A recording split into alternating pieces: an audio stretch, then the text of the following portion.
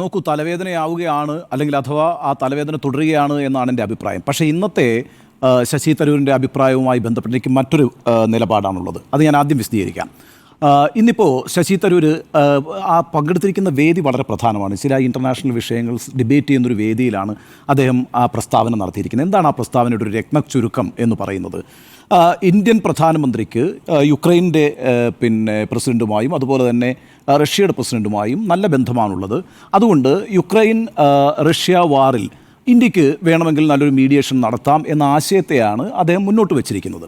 അപ്പം നമ്മൾ മനസ്സിലാക്കേണ്ട ഒരു കാര്യം, ഇന്ന് ലോകം ഏറ്റവും ശ്രദ്ധയോടെ കാണുന്ന രണ്ട് യുദ്ധങ്ങളാണല്ലോ നടന്നുകൊണ്ടിരിക്കുന്നത്. ഒന്ന് ഇസ്രയേലും പാലസ്തീനുമായി നടക്കുന്ന യുദ്ധം, രണ്ട് യുക്രൈനും റഷ്യയുമായി നടക്കുന്ന യുദ്ധം. ഈ രണ്ട് യുദ്ധങ്ങളിലും അമേരിക്ക അടക്കമുള്ള ലോകശക്തികളുടെ നിലപാടെന്താണ്? അവരാർക്കൊപ്പമാണ്? നമുക്കിപ്പോൾ ഇസ്രയേലും പാലസ്തീനും തമ്മിലുള്ള യുദ്ധം എടുക്കാം. അക്കാര്യത്തിൽ അമേരിക്കയുടെ നിലപാടെന്താ? എന്താണ് അമേരിക്കൻ പ്രസിഡൻ്റായിട്ടുള്ള ട്രംപ് പറഞ്ഞത്? നമുക്ക് ആ ഗാസ സ്ട്രിപ്പിലുള്ള മുഴുവൻ പാലസ്തീനികളെ അടിച്ച് പുറത്താക്കിയിട്ട് അതൊരു ടൂറിസ്റ്റ് ഡെസ്റ്റിനേഷൻ ആക്കാമെന്ന് പറഞ്ഞ ആളാണ് അമേരിക്കൻ പ്രസിഡന്റ്, അല്ലേ? ബെഞ്ചമിൻ നെതന്യാഹുവാണ് ആദ്യം പോയിട്ട് ട്രംപ് പ്രസിഡൻ്റായിട്ട് അധികാരത്തിൽ വന്നതിന് ശേഷം കാണുന്ന ലോക നേതാക്കളിൽ ആദ്യത്തെ ആൾ നെതന്യാഹുവാണ്. അപ്പോൾ ഇതാണ് ഇസ്രായേൽ പാലസ്തീൻ വിഷയത്തിൽ അമേരിക്ക എടുത്തിരിക്കുന്ന നിലപാട്. എന്താണ് യുക്രൈൻ റഷ്യ വാറിൽ അമേരിക്കയുടെ നിലപാട്? അമേരിക്കയുടെ ഒരു ടാസിറ്റ് സപ്പോർട്ട് പുട്ടിനുണ്ട്. ഇപ്പം നമ്മൾ ഏറ്റവും അവസാനം കണ്ടത് ഓവൽ ഓഫീസിലൊരു ചർച്ച നടന്നല്ലോ. നിങ്ങളെല്ലാവരും ആ വീഡിയോ കണ്ടിട്ടുണ്ടല്ലോ. 49 മിനിറ്റുള്ള ഒരു വീഡിയോ ആണ്. അത് വൈറ്റ് ഹൗസ് തന്നെ പുറത്തേക്ക് വിട്ടതാണ്. സെലൻസ്കിയും ട്രംപും കൂടി നടക്കുന്ന ഒരു കൂടിക്കാഴ്ചയാണ്. ആ കൂടിക്കാഴ്ചയിൽ ഒരു പ്രത്യേക ഘട്ടം കഴിഞ്ഞപ്പോൾ അത് വലിയ ഷൗട്ടിംഗ് ആയി മാറുന്നു. ആ വീഡിയോ തന്നെ വൈറ്റ് ഹൗസ് പുറത്തേക്ക് വിട്ടിട്ടുണ്ട്. അവസാനം ആ വീഡിയോ അവസാനിപ്പിക്കുന്നത് ട്രംപിൻ്റെ ഒരു സ്റ്റേറ്റ്മെൻറ്റോടുകൂടി എന്താണ്, ഇതൊരു വലിയ ടെലിവിഷൻ ഇവൻ്റായി മാറിയല്ലോ എന്നുള്ളത്. എപ്പോഴാണ് സെലൻസ്കിയും ട്രംപും തമ്മിൽ വാക്കുതർക്കമുണ്ടാകുന്നത്? അതുവരെ, അതായത് 2014 യുക്രൈനിലേക്ക് അധിനിവേശം നടത്തുന്ന പുട്ടിനെതിരായിട്ട് ചെറുവിരലനക്കാതിരിക്കുന്ന അമേരിക്ക അടക്കമുള്ള ലോകരാജ്യങ്ങൾ ഈ സമയത്ത് വന്നിട്ടൊരു സീസ് ആവശ്യപ്പെടുന്നു. സീസ് ആവശ്യപ്പെടുമ്പോൾ സീസ് ഫയറിന് ഞങ്ങൾ തയ്യാറാണ്, പക്ഷേ ഇതിന് മുമ്പ് ഒപ്പുവെച്ചിട്ടുള്ള സീസ് ഫയർ ഒന്നും പാലിക്കപ്പെട്ടിട്ടില്ല, അപ്പോൾ നിങ്ങളൊക്കെ നിശബ്ദരായിരുന്നില്ലേ എന്ന് സെലൻസ്കി ചോദിക്കുന്നിടത്ത് നിന്ന് വലിയ രീതിയിലുള്ളൊരു ഏറ്റുമുട്ടൽ അവിടെ നടക്കുകയാണ് ട്രംപുമായിട്ട്. അതൊരു ഓൺ ക്യാമറയാണ്. അതിപ്പം യൂട്യൂബിൽ അവൈലബിൾ ആയിട്ടുള്ള വീഡിയോ ആണ്. അവസാനം ട്രംപ് പറയുന്നുണ്ട്, നിങ്ങൾ ഇവിടെ വന്നിട്ട് ഈ രാജ്യത്തെ അപമാനിക്കുകയാണ് എന്ന് പറഞ്ഞിട്ടുണ്ട്. എന്നിട്ടെന്താ സംഭവിച്ചത്? അവർ നേരത്തെ ഒപ്പുവയ്ക്കാൻ തീരുമാനിച്ച കരാറൊന്നും ഒപ്പുവയ്ക്കാതെയാണ് പിരിഞ്ഞു പോകുന്നത്. അവർ തമ്മിൽ പിന്നീട് കാണുന്നില്ല. രണ്ടുപേരും രണ്ട് മുറികളിലേക്കാണ് പോകുന്നത്. ഒരു ജോയിൻറ്റ് സ്റ്റേറ്റ്മെൻറ്റ് ഉണ്ടായില്ല.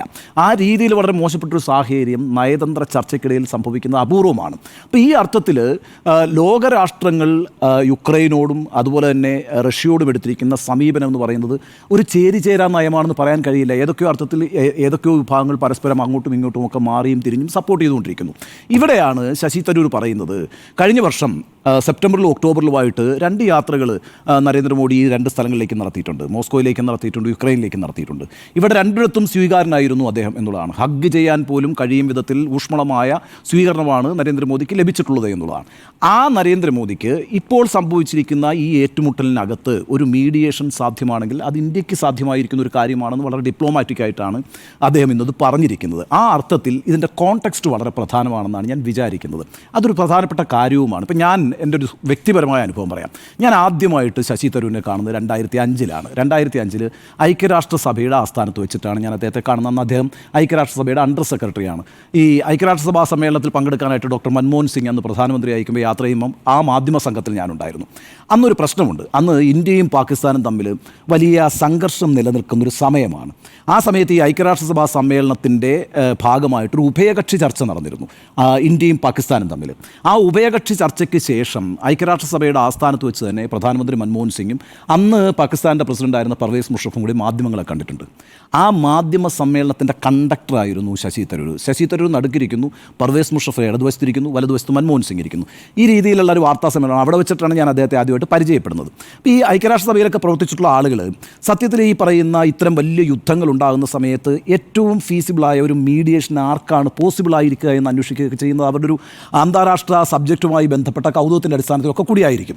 ആ അർത്ഥത്തിലാണ് യഥാർത്ഥത്തിൽ ഇന്ന് അദ്ദേഹം ആ അഭിപ്രായം പറഞ്ഞിരിക്കുന്നത്. പക്ഷേ ആ അഭിപ്രായം പറഞ്ഞതിന് ശേഷമുണ്ടായിട്ടുള്ള രാഷ്ട്രീയ വിവാദം എന്ന് പറയുന്നത് ഇന്നത്തെ ഒരു അഭിപ്രായവുമായി ബന്ധപ്പെട്ടിട്ടല്ല. അത് ഞാൻ അങ്ങനെ തന്നെയാണ് വിലയിരുത്തുന്നത്. കാരണം ഇന്ന് ഏതെങ്കിലും ഒരു കോൺഗ്രസ് നേതാവ്, ഇവിടുത്തെ ചില നേതാക്കളൊക്കെ പറഞ്ഞിട്ടുണ്ടെങ്കിൽ പോലും ദേശീയ തലത്തിലൊന്നും അങ്ങനെ ആ അർത്ഥത്തിലൊരു വലിയ ശശി തരൂരിനെതിരെ നടപടിയെടുക്കുന്നു. നേരത്തെ നമ്മൾ കണ്ടല്ലോ, കഴിഞ്ഞ മാസം ഒരു വളരെ പ്രധാനപ്പെട്ട സമ്മേളനം നടത്തിയിട്ട് ശശി തരൂർ അടക്കമുള്ള ആളുകളെ ഇരുത്തിയിട്ട് പറഞ്ഞത് നിങ്ങൾ അഭിപ്രായ വ്യത്യാസങ്ങളെല്ലാം മാറ്റി ഒറ്റക്കെട്ടായി പോകണം, പാർട്ടി നയത്തിനെതിരായിട്ട് അഭിപ്രായങ്ങൾ പറയരുത് പരസ്യമായി പ്രത്യേകിച്ച് എന്നൊക്കെയുള്ള അഭിപ്രായങ്ങൾ പറഞ്ഞു. ഇതിപ്പോൾ ഒരു പാർട്ടി നയവുമായി ബന്ധപ്പെട്ട പ്രശ്നമേ അല്ല. ഒരു അന്താരാഷ്ട്ര വിഷയത്തിനകത്ത് ഇന്ത്യക്ക് പ്രത്യേകിച്ചൊരു യുദ്ധസമയത്ത് എത്രത്തോളം നമ്മളുടെ ഒരു ഡിപ്ലോമസി, ഒരു മീഡിയേഷൻ സഹായകരമാകും എന്നുള്ള ആശയത്തെയാണ് മുന്നോട്ട് വയ്ക്കുന്നത്. അതുകൊണ്ട് തന്നെ ദേശീയ തലത്തിൽ അതിനോട് വലിയ വിമർശനമൊന്നും ഉണ്ടായിട്ടില്ല. പക്ഷേ കേരളത്തിൽ അത് രാഷ്ട്രീയമായിട്ടുള്ളൊരു വിവാദത്തിന് തുടക്കമിട്ടുണ്ട്. എന്തുകൊണ്ടാണ് സംഭവിക്കുന്നത്? അത് ശശി തരൂർ മുമ്പുണ്ടാക്കി വെച്ച വിവാദങ്ങളുടെ ഒരു പശ്ചാത്തലത്തിലാണ് സംഭവിക്കുന്നത്. അതിനകത്ത് ഭാഗികമായൊരു ഉത്തരവാദിത്വം ശശി തരൂരിനുണ്ട്. അതാ പ്രശ്നം. ഇപ്പം നമ്മൾ നേരത്തെ മോഡിയും ട്രംപുമായുള്ള കൂടിക്കാഴ്ച കഴിഞ്ഞ മാസം നടന്നതിന് ശേഷം പെട്ടെന്ന് തന്നെ ശശി തരൂർ എന്ന് പറഞ്ഞല്ലോ, നല്ല ഗംഭീര കൂടിക്കാഴ്ചയായിരുന്നു, മോഡിയുടെ വിജയമായിരുന്നു. എന്താ കാരണം? അതിന് അദ്ദേഹം പറഞ്ഞത് ടഫ് നെഗോഷിയേറ്ററാണ് എന്നൊക്കെ മോഡിയെ ട്രംപ് വിശേഷിപ്പിച്ചു. എന്ന് മാത്രമല്ല, അദ്ദേഹം ആ അഭിമുഖത്തിൽ ഭാവന ചെയ്യുന്നുണ്ട് ട്രംപുമായിട്ടുള്ള കൂടിക്കാഴ്ചയിൽ ആ കാലഘട്ടത്തിലാണല്ലോ ഇല്ലീഗൽ മൈഗ്രൻസിനെയൊക്കെ ഇന്ത്യയിലേക്ക് കൊണ്ടുവന്നുകൊണ്ടിരുന്നത്, ചെയിനൊക്കെ ഇട്ടിട്ട്, ചെങ്ങലയൊക്കെ ഇട്ടിട്ട്. അപ്പോൾ അതൊക്കെ ഉന്നയിച്ചിട്ടുണ്ടാവും, ആ പ്രശ്നമൊക്കെ പരിഹരിക്കും എന്നൊക്കെ പറഞ്ഞിരിക്കുമ്പോഴാണല്ലോ ഈ കൂടിക്കാഴ്ച കഴിഞ്ഞ് ഉടനെ തന്നെ ഒരു ഫ്ലൈറ്റ് ഇങ്ങോട്ട് വന്നിട്ട് അതേ കാര്യം ആവർത്തിച്ചത്, ഈ പറയുന്ന ചെങ്ങലയ്ക്കൊക്കെ ഇട്ട് തന്നെയാണ് ആളുകളെ കൊണ്ടുവന്നിട്ടുള്ളത്. അപ്പോൾ പിന്നെ അദ്ദേഹത്തിന് അദ്ദേഹത്തിന് പിന്നോട്ട് പോകേണ്ടി വരുന്നു. അതുപോലെ തന്നെ താങ്കളിപ്പോൾ നേരത്തെ സൂചിപ്പിച്ചതുപോലെ പിണറായി വിജയനുമായിട്ട് അല്ലെങ്കിൽ പിണറായി വിജയൻ സർക്കാരുമായിട്ട് UDF ഇവിടെ വലിയ ഏറ്റുമുട്ടൽ നടത്തിക്കൊണ്ടിരിക്കുമ്പോൾ പിണറായി വിജയനെ പുകഴ്ത്തുന്ന നിലപാട് സ്വീകരിക്കുന്നു. അതേപോലെ ഈ രീതിയിലൊക്കെയുള്ള താൻ പ്രതിനിധാനം ചെയ്യുന്ന രാഷ്ട്രീയ പ്രസ്ഥാനത്തിൻ്റെ നയങ്ങൾക്ക് വിപരീതമായ ചില നിലപാടുകൾ മുൻകാലങ്ങളിൽ എടുത്തിട്ടുണ്ട് എന്നുള്ളത് കൊണ്ടാണ് ഇന്ന് ഈ പ്രസ്താവം ഒരു വിവാദമായിട്ട് മാറുന്നത്. അല്ല എങ്കിൽ ഈ പ്രസ്താവത്തെ അത്തരത്തിലൊരു വിവാദമാക്കി എടുക്കേണ്ട ഒരു കാര്യമില്ല. പക്ഷേ കെ സുരേന്ദ്രൻ അത് ഭംഗിയായി ഉപയോഗിച്ചു എന്നുള്ളത് യാഥാർത്ഥ്യമാണ്. അമിത് മാളവിയ അത് നന്നായി ഉപയോഗിച്ചു എന്നുള്ള യാഥാർത്ഥ്യമാണ്. കെ സുരേന്ദ്രൻ എന്താ പറഞ്ഞത്? ആഗോള രംഗത്ത് ഇന്ത്യക്ക് മോദി ഭരണത്തിന് കീഴിലുണ്ടാകുന്ന വളർച്ചയെ ശശി തരൂർ അംഗീകരിക്കുന്നു എന്നുള്ളതാണ് പറഞ്ഞത്. ആ രീതിയിൽ ഈ പറയുന്ന പ്രതിപക്ഷ പാർട്ടികൾ, വിപരീത പക്ഷത്ത് നിൽക്കുന്ന ആളുകൾ ഇത്തരം പ്രസ്താവങ്ങളെ ഉപയോഗിക്കും. അത് ശശി തരൂർ ആദ്യമായി നടത്തുന്നൊരു പ്രസ്താവമായിരുന്നു ഇത് എങ്കിൽ അത്തരം പ്രശ്നമുണ്ടാകുമെന്ന് ഞാൻ വിചാരിക്കുന്നത് തന്നെയില്ല. നേരത്തെ അദ്ദേഹം നടത്തിയിട്ടുള്ള പ്രസ്താവങ്ങളെല്ലാം ഇത്തരത്തിലുള്ള തലവേദനകൾ ഉണ്ടാക്കിയിട്ടുള്ളതുകൊണ്ട്, വിവാദമായിട്ടുള്ളതുകൊണ്ട് തൊട്ടു പിന്നാലെ ഒരു അടിക്കാൻ കിട്ടിയ വടിയെടുത്ത് ഉപയോഗിക്കുകയാണ് BJP ചെയ്തതെന്ന് മാത്രമാണ് ഞാൻ വിചാരിക്കുന്നത്. ഇത് പാർട്ടിയിലൊരു വലിയ പ്രശ്നമാകും, കോൺഗ്രസിലൊരു വലിയ പ്രശ്നമാകും എന്ന് ഞാൻ കരുതുന്നില്ല. ഒരു കാര്യം മാത്രം പറഞ്ഞ് ഞാൻ അവസാനിപ്പിച്ചേക്കാം. ശശി തരൂരിൻ്റെ മുൻകാല പ്രസ്താവങ്ങൾ അദ്ദേഹത്തെയും വിടാതെ പിന്തുടരുന്നു എന്നുള്ളതാണ് പ്രശ്നം. ആ വിവാദങ്ങൾ വിടാതെ പിന്തുടരുന്നുകൊണ്ട് അദ്ദേഹത്തിന് സ്വതന്ത്രമായൊരു അഭിപ്രായം പറയാൻ കഴിയാത്തൊരു സ്ഥിതിയിലേക്ക് അദ്ദേഹത്തിൻ്റെ രാഷ്ട്രീയ ജീവിതവും അദ്ദേഹത്തിൻ്റെ വ്യക്തി ജീവിതമൊക്കെ എത്തിച്ചേർന്നിട്ടുണ്ടെന്നുള്ളത് ശശി തരൂർ മനസ്സിലാക്കണം. മറ്റൊരു പ്രധാനപ്പെട്ട കാര്യം എന്ന് പറയുന്നത്, ശശി തരൂർ ഇന്നൊരു MP ആണ്. അദ്ദേഹം ഒരു രാഷ്ട്രീയ പ്രസ്ഥാനത്തിൻ്റെ ഏറ്റവും ഉന്നതമായ ബോഡിയിലെ അംഗമാണ്. അപ്പോൾ CWC മെമ്പർ ആയിരിക്കുന്ന, MP ആയി ജയിച്ചിട്ട് കേന്ദ്രമന്ത്രി പദത്തിൽ വരെ എത്തിയിട്ടുള്ള ശശി തരൂരിൻ്റെ പ്രാഥമികമായ ഉത്തരവാദിത്വം എന്ന് പറയുന്നത് അദ്ദേഹം റെപ്രസെൻ്റ് ചെയ്യുന്ന, അദ്ദേഹം ഭാഗവാക്കായിരിക്കുന്ന രാഷ്ട്രീയ പ്രസ്ഥാനത്തോടും ആ രാഷ്ട്രീയ പ്രസ്ഥാനം മുന്നോട്ട് വയ്ക്കുന്ന രാഷ്ട്രീയ നയങ്ങളോടുമായിരിക്കണം. അതിനുശേഷം മാത്രമേ അദ്ദേഹം എഴുത്തുകാരൻ എന്നുള്ള നിലയ്ക്കാണെങ്കിലും വിശ്വപൗരൻ എന്നുള്ള നിലയ്ക്കാണെങ്കിലും ഒക്കെ അദ്ദേഹത്തെ സ്ഥാപിക്കാൻ പാടുള്ളൂ. കാരണം അദ്ദേഹം ജനപ്രതിനിധിയാണ്. ആ ജനപ്രതിനിധി എങ്ങനെയായത്? ജനങ്ങൾ വോട്ട് ചെയ്തിട്ടാണ്. ആ ജനങ്ങളെന്ന് പറയുന്നത് കോൺഗ്രസിൽ വിശ്വസിക്കുന്ന ആളുകൾ, ആ മുന്നണിയുടെ അനുയായികൾ വോട്ട് ചെയ്തിട്ട് വിജയിച്ചു വരുന്ന ആളാണ്. അപ്പോൾ ആ അർത്ഥത്തിൽ അവരോടൊരു കമ്മിറ്റ്മെൻ്റ് ഉണ്ടാവണം, ആ പ്രസ്ഥാനത്തോടൊരു കമ്മിറ്റ്മെൻ്റ് ഉണ്ടാവണം. ആ പ്രസ്ഥാനത്തോടുള്ള കമ്മിറ്റ്മെൻ്റ് ആയിരിക്കണം പ്രാധാന്യത്തോടെയും പ്രാഥമികമായും അദ്ദേഹം ഉത്തരവാദിത്വ ബോധത്തോടുകൂടി മുന്നോട്ട് കൊണ്ടുപോകേണ്ടത്. അല്ലാത്ത പക്ഷം ഇത്തരത്തിലുള്ള സ്വതന്ത്രമായ അഭിപ്രായങ്ങൾ പറയുമ്പോൾ പോലും, ചിലപ്പോൾ ചില ഘട്ടങ്ങളിൽ വളരെ കോണ്ടെക്സ്റ്റുവലായിട്ട് ശരിയായ അഭിപ്രായങ്ങൾ പറയുമ്പോൾ പോലും വിവാദങ്ങളിലേക്ക് തെന്നി വീണു പോകാം. ആ അർത്ഥത്തിലൊരു വിവാദമായിട്ട് മാത്രമേ ഞാൻ ഇതിനെ കാണുന്നുള്ളൂ. അതുകൊണ്ടാണ് ഈ തലവേദന തുടരുന്നു എന്നൊരു അഭിപ്രായം ഞാൻ പറയുന്നത്. പക്ഷേ ഇന്നത്തെ ശശി തരൂരിൻ്റെ അഭിപ്രായത്തോട് എനിക്ക് വിയോജിപ്പില്ല.